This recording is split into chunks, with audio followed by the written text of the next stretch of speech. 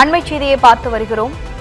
Chennai RK நகரில் திமுக துணை வட்ட செயலாளர் ராஜாவிற்கு பட்ட பகலில் அரிவாளால் வெட்டப்பட்டுள்ளதாக தற்போது அண்மை செய்தி ஒன்று வெளியாகி இருக்கிறது.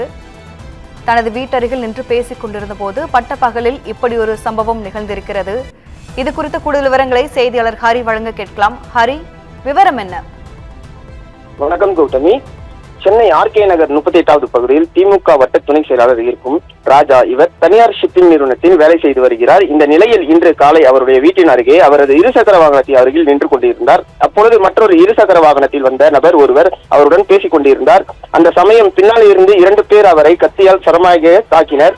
அங்கிருந்து ஓட்டம் பிடித்த ராஜாவை துரத்தி கொண்டு கத்தியால் தாக்கி விட்டு அங்கிருந்து தப்பிச் சென்றனர். அருகில் இருந்தவர்கள் உடனடியாக அவரை மீட்டு அரசு ஸ்டான்லி மருத்துவமனைக்கு அனுப்பி வைத்தனர். தீவிர சிகிச்சை பிரிவில் உயிருக்கு போராடும் நிலையில் அவருக்கு சிகிச்சை அளிக்கப்பட்டு வருகிறது. இந்த சம்பவம் தொடர்பாக ஆர்கே நகர் போலீசார் சம்பவ இடத்திற்கு அங்குள்ள சிசிடிவி காட்சியை ஆய்வு செய்து வழக்கு பதிவு செய்து விசாரணை மேற்கொண்டு வருகின்றனர். முதற்கட்ட விசாரணையில் ஏற்கனவே இவருக்கு அதே பகுதியை சேர்ந்த நபருக்கும் முன்விரோதம் இருந்ததாகவும் மேலும் இவர் வேறு ஒரு பெண்ணுடன் தொடர்பில் இருந்ததாகவும் இதனால் அவரை தாக்கியிருக்கலாம் என்ற கோணத்தில் போலீசார் விசாரணை மேற்கொண்டு வருகின்றனர். இருசக்கர வாகனத்தில் அருகில் நின்று கொண்டிருந்த நபரை கத்தியால் தாக்கும் சிசிடிவி காட்சிகள் தற்போது வெளியாகி பரபரப்பை ஏற்படுத்தியுள்ளது. கௌதமி,